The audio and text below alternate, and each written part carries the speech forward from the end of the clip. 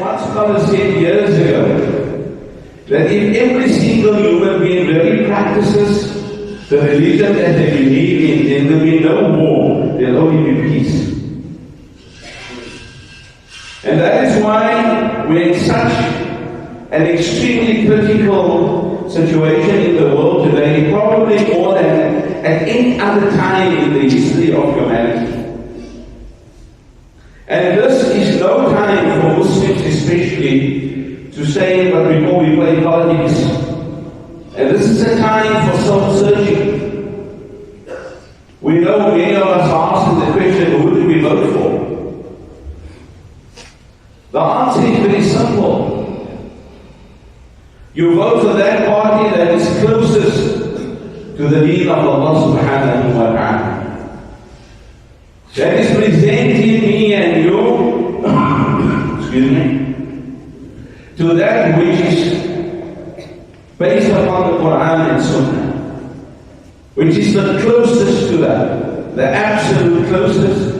And even if they're going to be a minority in the government of this country, at least they'll be able to say and stand up and say that this is contrary to the Quran and Sunnah of the Prophet Muhammad sallallahu alayhi wa sallam. And this is not the time for finger pointing, being egotistical or exercising what we call self-righteousness. Because there are many of us who are self-righteous. We are not righteous, we are self-righteous. Because we believe within ourselves that the ego says that I'm the only person who has the right view, and that's the right way of thinking, that's the only way. So we cannot be self-righteous. The Prophet Muhammad sallallahu alayhi wa sallam, he taught the Sahaba radiallahu ta'ala, do not be like that.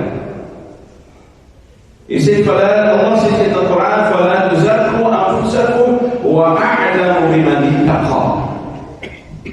Do you attribute to yourself that self-righteousness and that God-consciousness and that taqwa?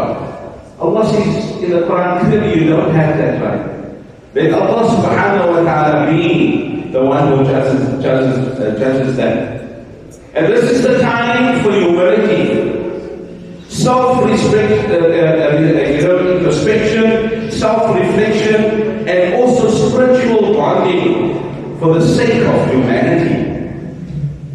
Not only for the sake of Muslims, for the sake of humanity.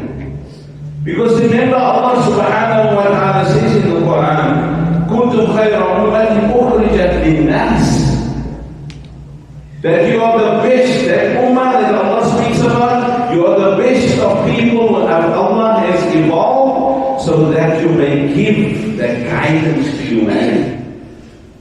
Because if we look at the high political chess game playing in the world today, the stage continues. No matter what sugar-coated deceptive reasons are presented to fool us.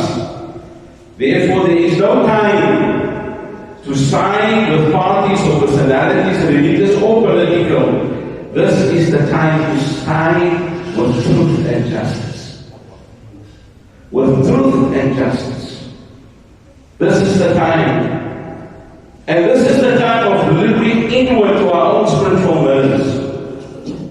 This is the time for reorientation of our thoughts and emotions from personal benefits to the benefit of all humanity. And that is what Allah subhanahu wa ta'ala says in the Quran, وَأَمَّا يَنْفَعُ النَّاسَ فَيَمْكُثُ فِي الْأَرْضِ. Everything that Allah has given on this earth, given to us and to others, it's for the benefit of humanity. Everything for the benefit of humanity, says Allah subhanahu wa ta'ala. With mighty designers and those animals are killing not only the people of Gaza. Whoever is there helping them, they are killing them, Muslims and non-Muslims. They murder them. And it's not only happening there, it's happening in many parts of the world because the focus has been taken away from other parts of the world. At this moment, it is only Gaza. And the law of of jungle seems to have taken over. You know, the law of the jungle seems to have taken over. Sometimes we have debates amongst ourselves. And if people say we're going to take a vote, so the majority rules, as we recall, that is not Islam. In Islam, there is no such thing as majority rules. What rules? It is what is right by Allah and the Sunnah. Today we make decisions which is not based upon the Quran and Sunnah of the Prophet Muhammad sallallahu alayhi wa sallam. So that's the other thing that we need to do. My dear brothers and sisters, the poor and the weak are suffering and paying the ultimate price today. They're paying the ultimate price. Truth is being sacrificed at the altar of overt and covert prejudice and hatred. And it exists in many levels of our society.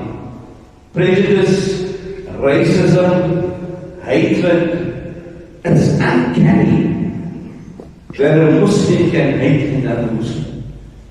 For what do you want to hate each other? Why? And why is it that another human being hates another human being so much?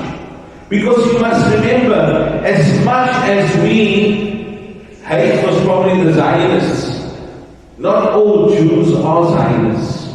That's a fact. So we do not hate the people for the way they believe as a religion. We hate what the Zionist stands for. That is why the Prophet Muhammad sallallahu alayhi wa sallam, he said to the Sahaba radiallahu ta'ala, when somebody commits the sin, don't hate the person, hate the sin.